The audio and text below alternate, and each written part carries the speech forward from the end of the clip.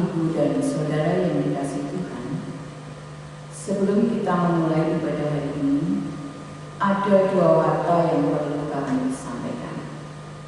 Pertama, kembali kami menyampaikan informasi yang telah kami sampaikan bahwa kita akan memulai ibadah bersama di gereja pada hari Minggu 13 September 2020 pukul 8 dan pukul 16.30. Jemaat dimohon agar mempersiapkan diri dengan sebaik-baiknya, mematuhi protokol kesehatan.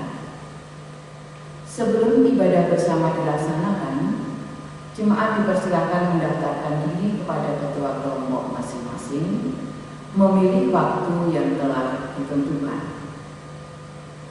Bagi jemaat yang tidak memenuhi syarat mengikuti ibadah tatap muka atau karena sesuatu hal tidak bisa beribadah bersama di gereja, dipersilahkan mengikuti ibadah siaran langsung pukul 8 melalui live streaming YouTube atau beribadah dengan mengikuti rekaman di YouTube.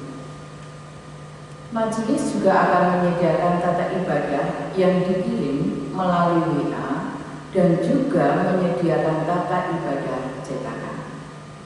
Mohon dukungan doa agar ibadah perdana pada normal baru ini dapat berjalan dengan baik.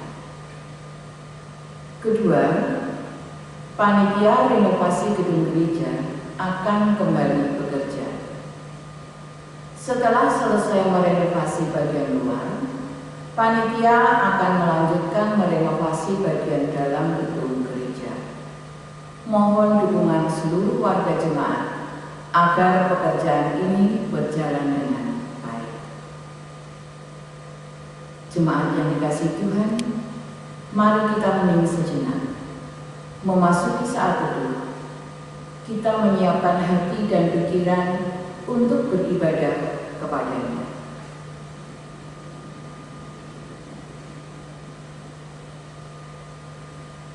Mari kita nyanyikan Kidung Jemaat 15 bait 1, berhimpun semua.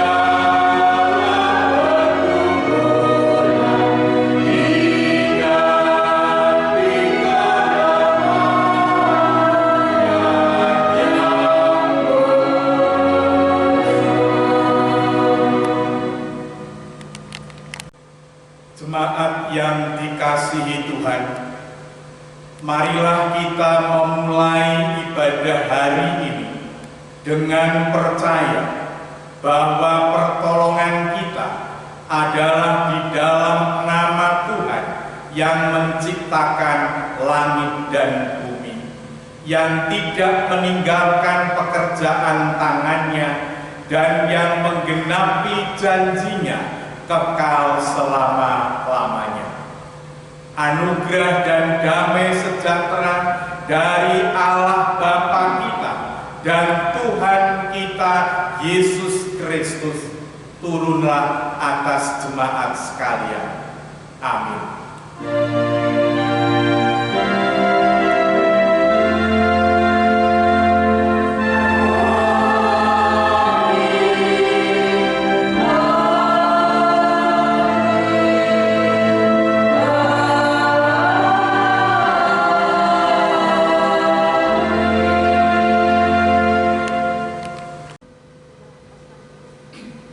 Jemaat yang dikasihi Tuhan, Tuhan Yesus menjanjikan anugerah besar dalam kehidupan bagi setiap orang yang bersedia mengikutinya. Damai sejahtera, keselamatan, dan hidup kekal dianugerahkan Tuhan kepada kita.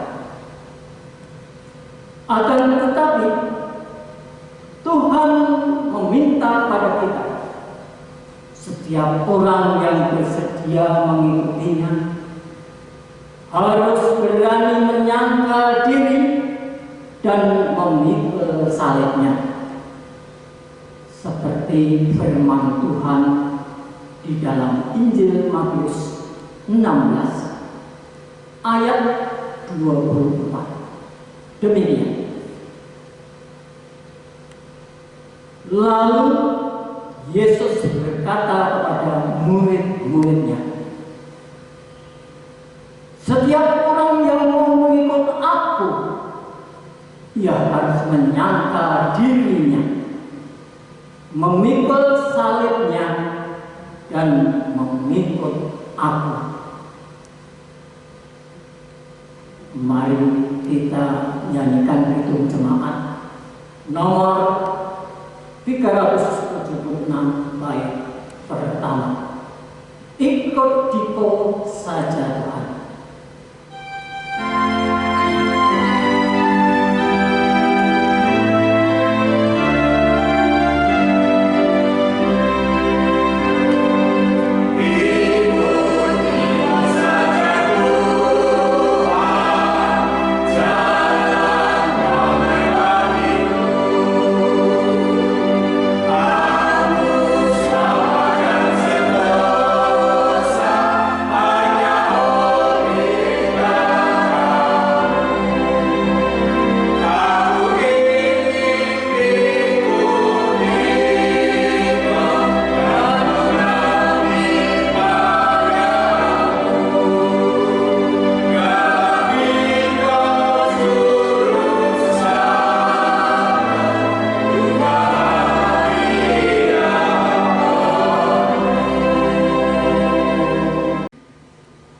Jemaat yang dikasihi Tuhan, marilah kita menerima hukum kasih dengan merenungkan perjalanan hidup kita masing-masing dengan jujur dan utuh.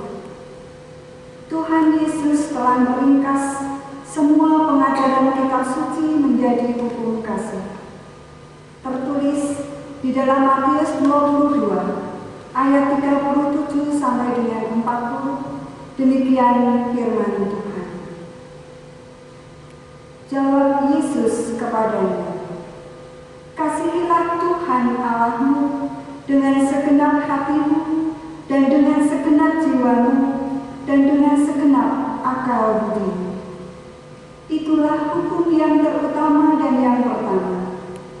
Dan hukum yang kedua yang sama dengan itu ialah, kasihilah sesama manusia seperti dirimu sendiri.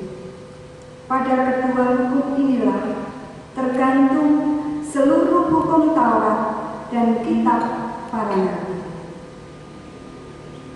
Jemaat yang dikasihi Tuhan, mari kita datang menghadap Tuhan dengan rendah hati, mengakui dan memohon ampun atas kesalahan, dosa, dan kegagalan kita. Kasihanilah aku ya Allah, menurut kasih setiamu.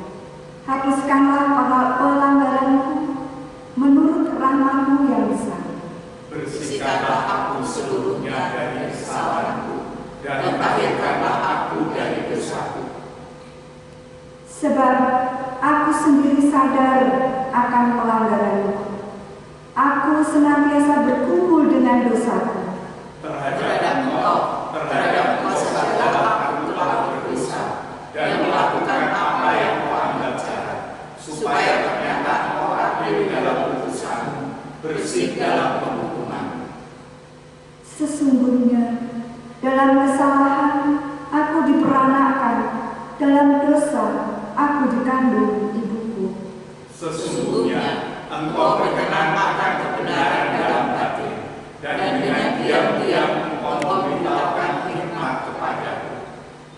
Basuhlah aku daripada dosaku dengan hisop, maka aku menjadi lahir. Basuhlah aku, maka aku menjadi lebih putih dari salju. Menerima Yesus Kristus sebagai Tuhan dan Juru Selamat berarti menerima pengampunan dosa melalui pengorbanan Kristus di kayu salib.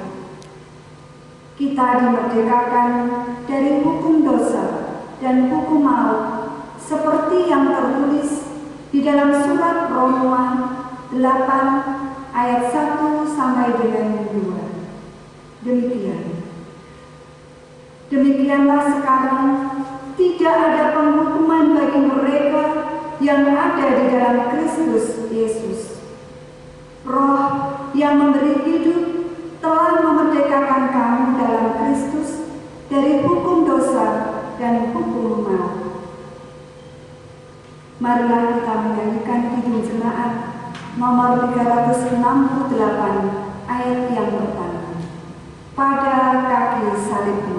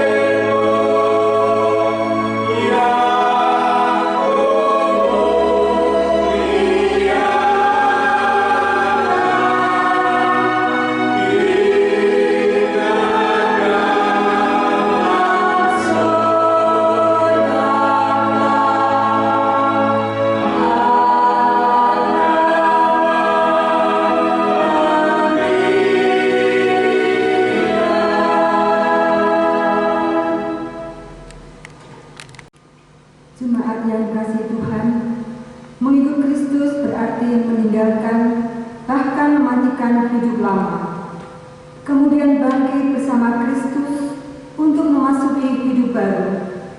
Seperti yang ditulis di dalam surat Roma 6 ayat yang keempat, demikian. Dengan demikian kita telah dikuburkan bersama-sama dengan Dia oleh baptisan dalam kematian, supaya sama seperti Kristus telah dibangkitkan dari antara orang mati oleh kemuliaan Bapa, demikian juga kita akan hidup dalam hidup yang baru. Marilah kita bersama-sama dengan seluruh umat percaya di muka bumi ini menyatakan pengakuan iman kita dengan sungguh-sungguh demikian. Aku percaya kepada Allah Bapa yang Maha Kuasa, Khalik langit dan bumi, dan kepada Yesus Kristus, Anaknya yang tunggal, Tuhan kita, yang dikandung daripada Roh Kudus, lahir dari anak darah Maria, yang menderita di bawah pemerintahan Pontius Pilatus, disalibkan, mati dan dikuburkan, turun ke dalam kerajaan maut. Pada hari yang ketiga, bangkit pula dari antara orang mati, naik ke surga, duduk di sebelah kanan Allah, Bapa yang Maha Kuasa, dan akan datang dari sana untuk mengadili orang yang hidup dan mati. Aku percaya kepada Roh Kudus, gereja yang kudus dan am, persekutuan orang kudus, pengampunan dosa, kebangkitan daging, dan hidup yang kekal. Kita akhiri dengan menyanyikan kidung jemaat 369A bait pertama. Ya Yesusku berjanji.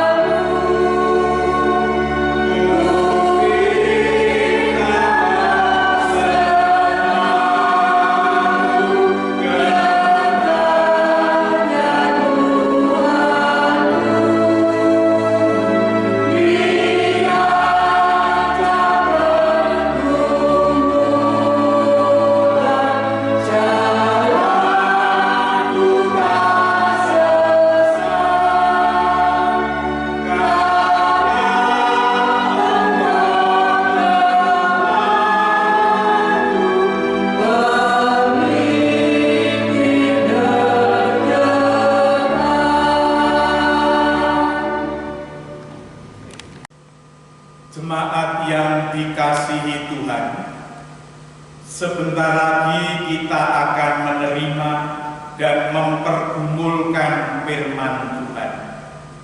Sebelumnya, mari kita berdoa memohon pertolongan Roh Kudus agar kita mampu memahami firman Tuhan dengan baik. Mari kita berdoa.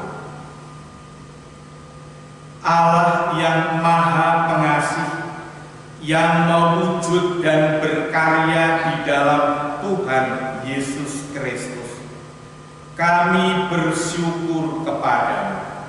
Meskipun saat ini kami belum dapat beribadah bersama di gereja, tetapi Tuhan memberikan semangat untuk bersekutu dan beribadah di rumah kami masing-masing. Kami juga bersyukur di tengah-tengah kondisi yang memprihatinkan ini, Tuhan tetap memelihara kehidupan kami. Sebentar lagi kami akan menerima dan menghayati firman Tuhan.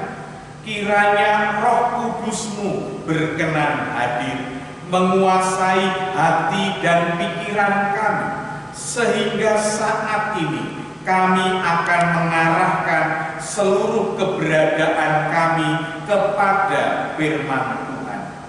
Di dalam kondisi yang memprihatinkan ini, kami membutuhkan kekuatan, pegangan yang kokoh, dan pengharapan agar dapat bertahan dan dapat melewati masa krisis ini dengan baik atas penyertaan Tuhan. Oleh karena itu, saat ini kami akan mendengarkan firman Tuhan dengan sepenuh hati. Di dalam nama Tuhan Yesus Kristus kami berdoa. Amin. Bapak, Ibu, dan Saudara yang dikasihi Tuhan, sesuai dengan yang telah ditetapkan oleh Sinode GKJT, pemberitaan firman Tuhan saat ini berdasarkan surat Roma pasal 12 ayat 19 sampai 21. Demikian firman Tuhan.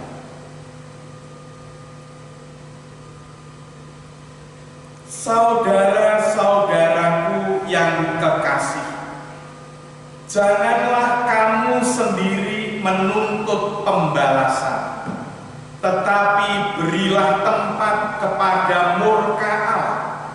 Sebab ada tertulis, pembalasan itu adalah hakku, akulah yang akan menuntut pembalasan, firman Tuhan. Tetapi jika seterumu lapar, berilah dia makan. Jika ia haus, berilah dia minum.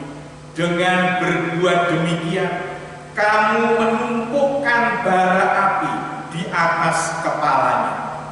Janganlah kamu kalah terhadap kejahatan, tetapi kalahkanlah kejahatan dengan kebaikan. Demikian firman Tuhan. Yang berbahagia adalah mereka yang bersedia menerima firman Tuhan, menyimpan di dalam hati, dan mewujudkannya di dalam kehidupan sehari-hari. Haleluya.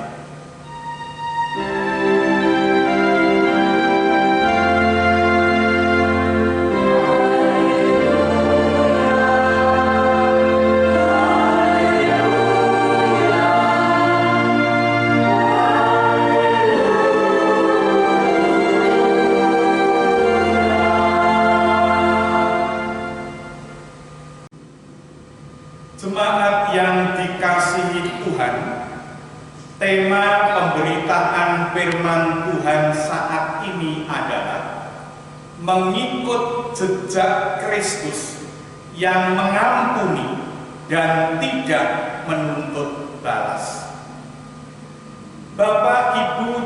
saudara yang dikasihi Tuhan, mana lebih kuat, berani melakukan pembalasan atau berani memaafkan? Mana yang layak disebut menang, melakukan pembalasan atau memaafkan? Nafsu dunia mempunyai penalaran yang bertolak belakang dengan pengajaran Kristus. Seseorang yang bisa melakukan pembalasan atas kejahatan seseorang adalah keberanian, kekuatan, dan kemenangan. Kita juga merasa senang dan puas jika melihat peristiwa pembalasan, baik di dalam kejadian faktual atau hanya ada di dalam film. Dunia ini memang mengajarkan pembalasan, balas dendam, gigi ganti gigi, tangan ganti tangan, nyawa ganti nyawa. Kisah balas dendam, entah itu nyata atau fiksi, memberikan kepuasan nafsu yang luar biasa. Jemaat yang dikasihi Tuhan, apakah balas dendam itu menyelesaikan masalah? Lebih jauh dari itu, apakah balas dendam itu membangun kehidupan? Ternyata tidak. Balas dendam hanya memberikan kepuasan nafsu yang sangat sementara dan merusak kehidupan orang lain. Kisah Ken Arok, pendiri kerajaan Singasari, diwarnai dengan balas dendam berdarah yang terjadi terus-menerus, dan akibatnya kerajaan itu lemah dan rakyatlah yang menderita.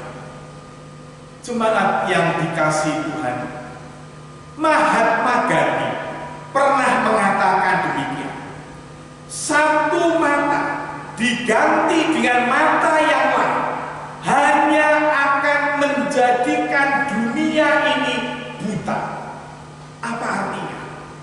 Balas dendam tidak akan menyelesaikan persoalan.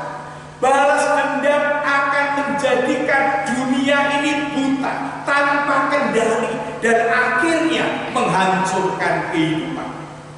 Keyakinan inilah yang kemudian memunculkan konsep ahimsa atau anti kekerasan di dalam memperjuangkan kebenaran.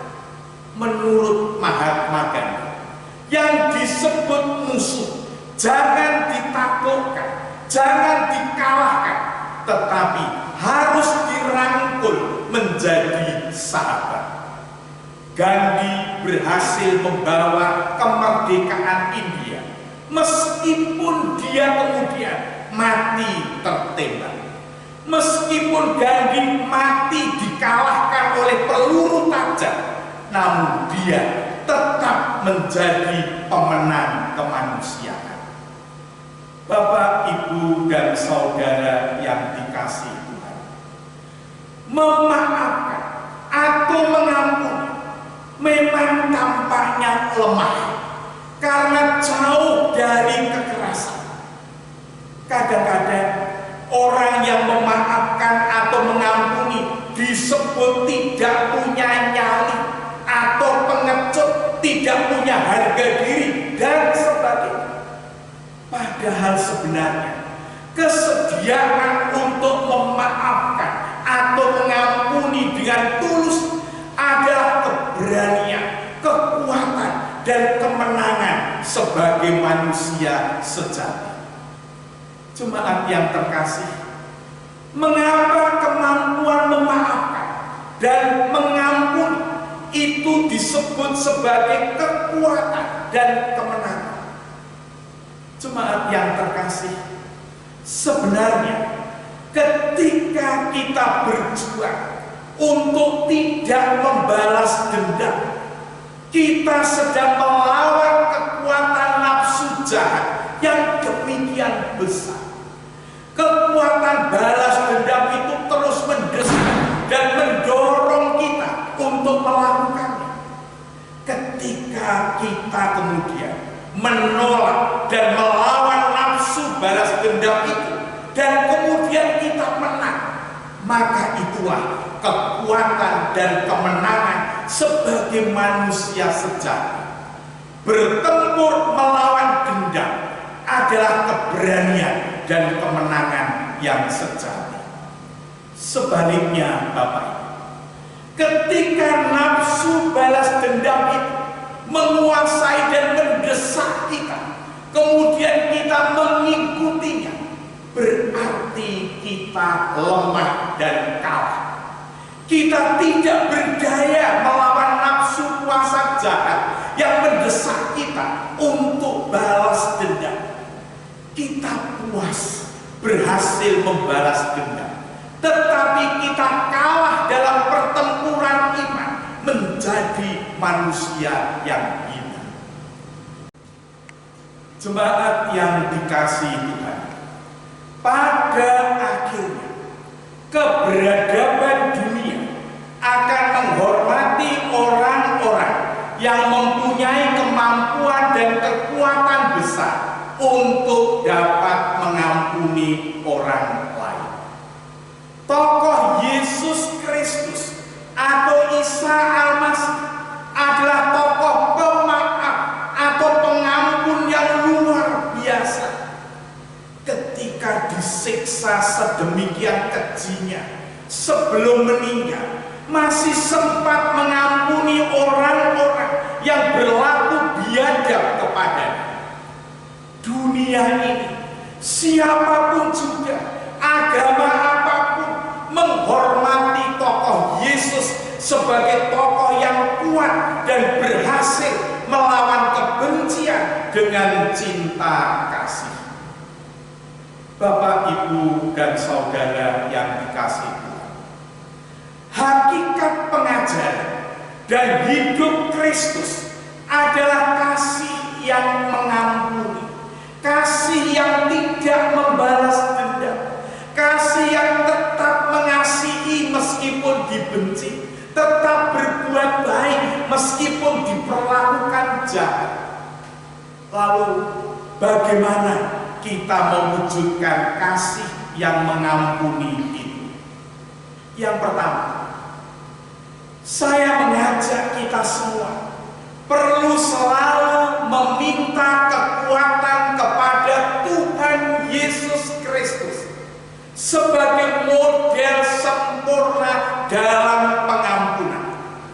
Kita harus menyadari bahwa kita ini lemah, mudah sekali terhasut oleh nafsu balas dendam. Meskipun kita tahu persis membalas kejahatan dengan kejahatan itu salah dan dosa. Nafsu kita ketika disakiti seseorang, dari yang kecil saja, hati kita sudah meluap untuk membalasnya. Menyadari hal itu, diperlukan pemahaman dan penghayatan akan ajaran dan pelayanan Tuhan Yesus yang tertulis di dalam kitab suci. Kemudian kita perlu terus-menerus meminta kekuatan kepada Tuhan agar kita diberi kesabaran, mampu memaafkan dan mengampuni.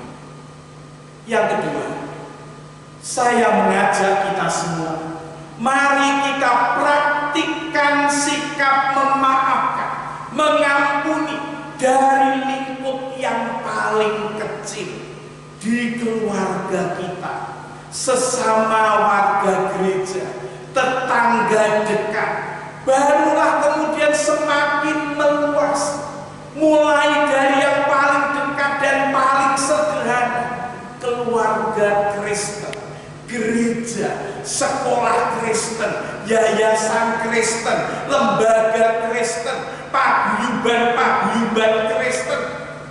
Pokoknya semua yang berlabel Kristen harus menjadi contoh dalam sikap memaafkan dan mengampuni. Semua orang di dunia ini, penganut agama apa, mengakui dan menghormati Yesus Kristus sebagai pribadi yang penuh kasih dan pemaaf. Sementara itu, para pengikutnya yang disebut orang Kristen belum tentu dapat memaafkan saudaranya yang Kristen, belum tentu dapat rukun dengan sesama Kristen.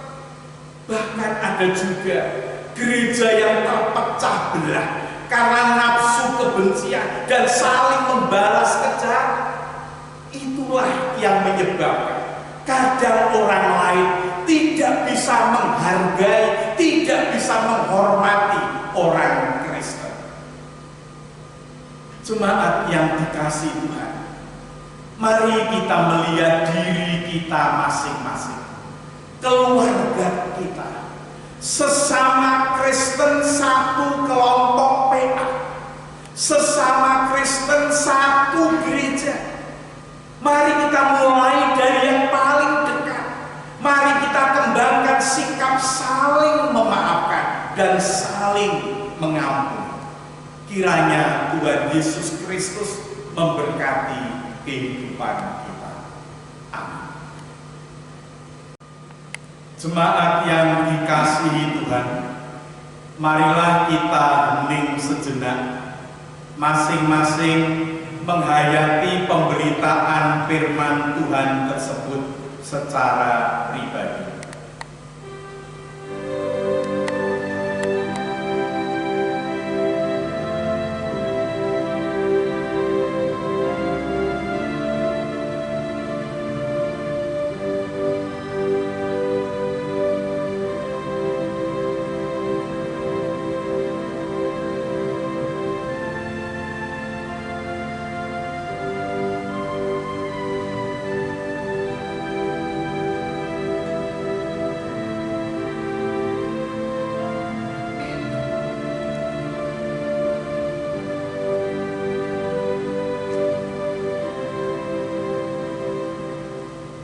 Mari kita berdoa.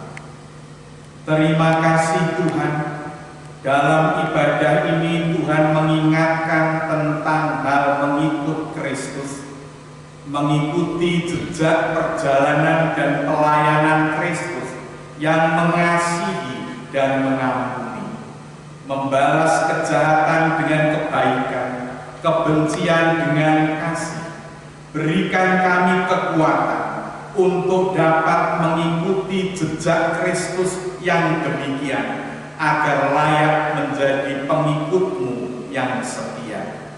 Pada hari ini perkenankanlah kami menyerahkan jemaat Tuhan, khususnya di GKJTU Salatiga dengan Pepandan Medayu dan Sumogawe.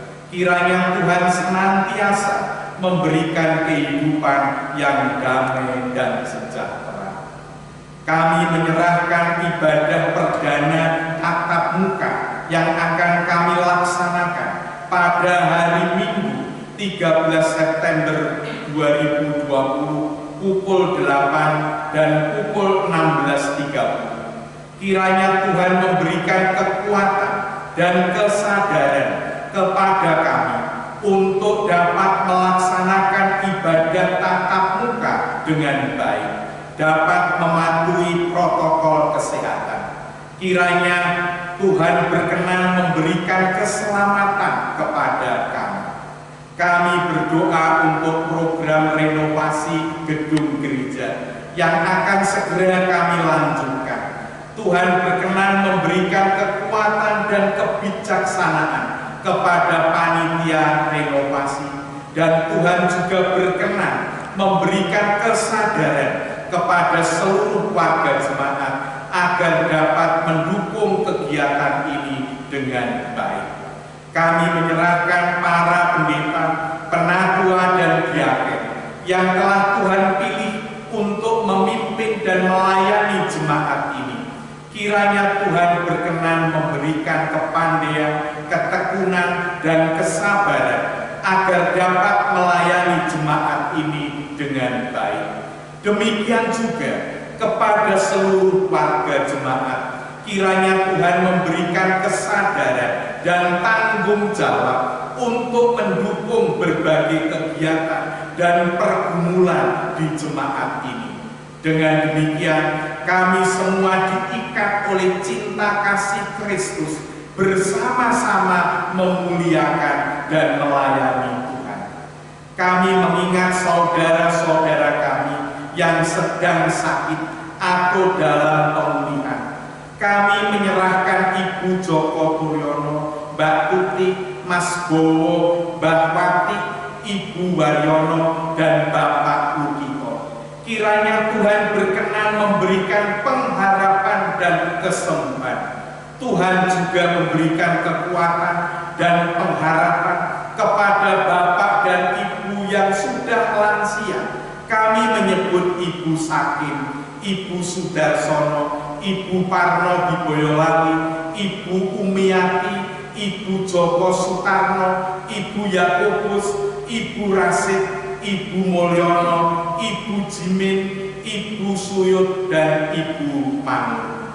Kami menyerahkan anak-anak kami yang sedang belajar karena kondisi wabah virus COVID-19. Anak-anak kami harus belajar di rumah. Tuhan berkenan memberikan kesabaran dan kesungguhan sehingga tetap dapat belajar dengan baik.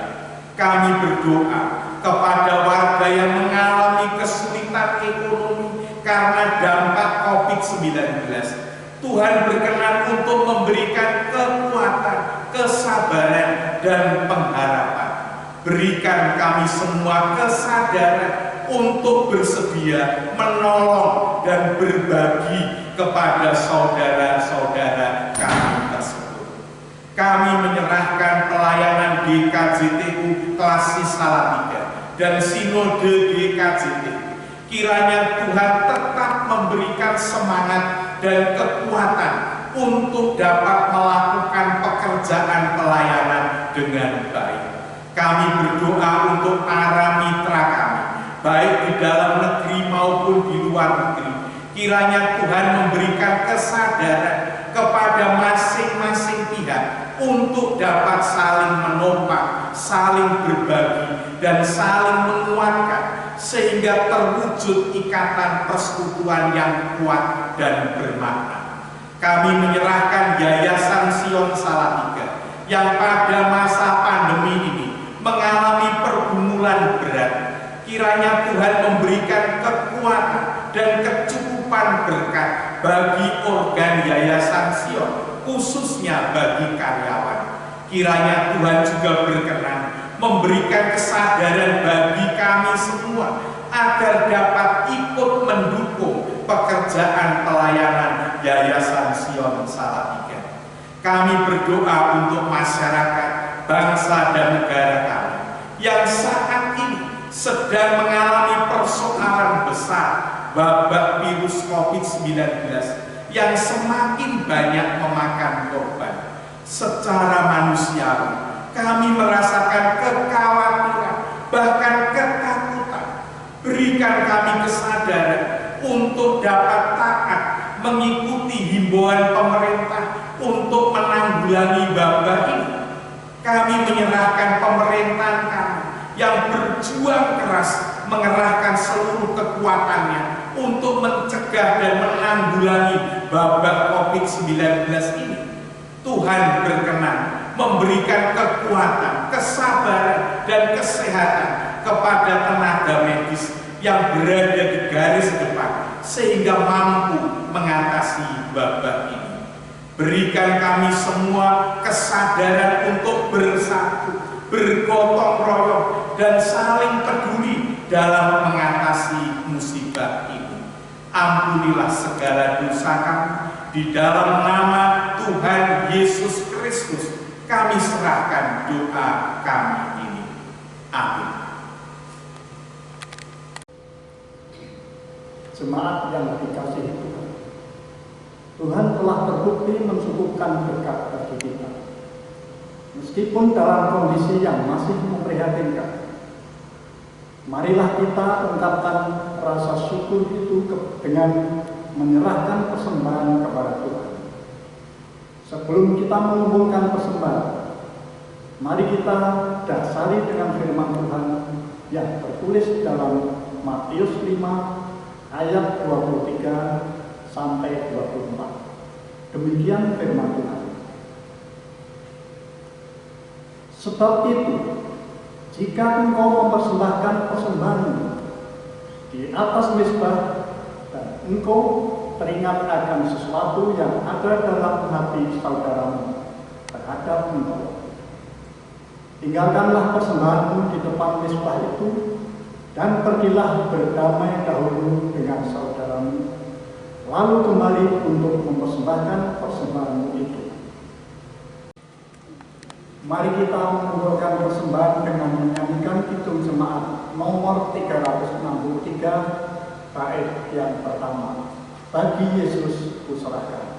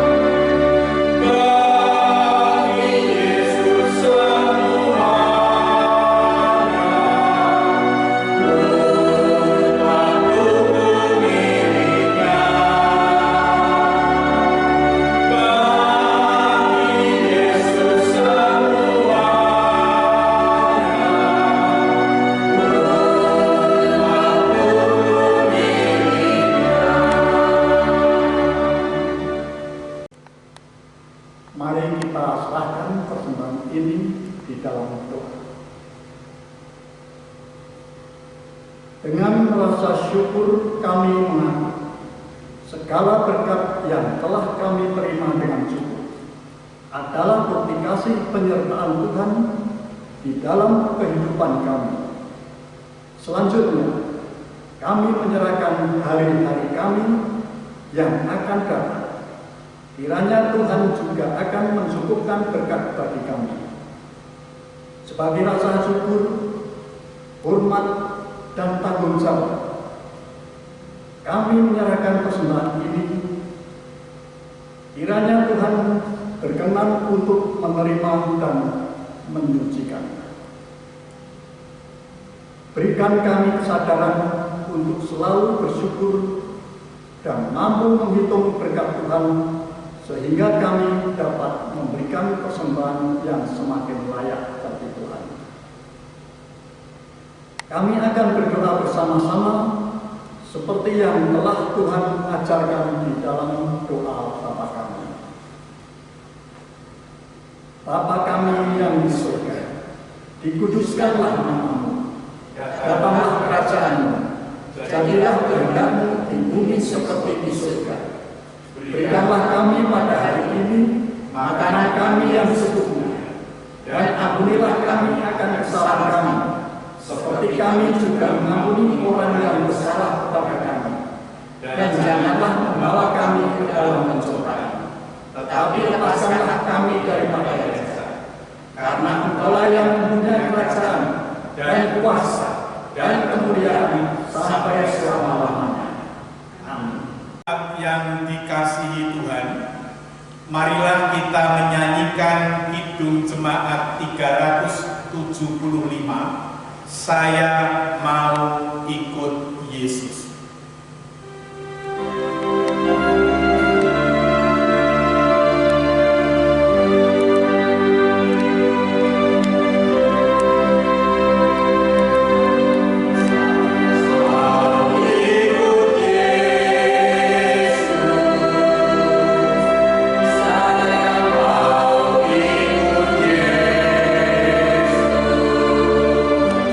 Sampai sama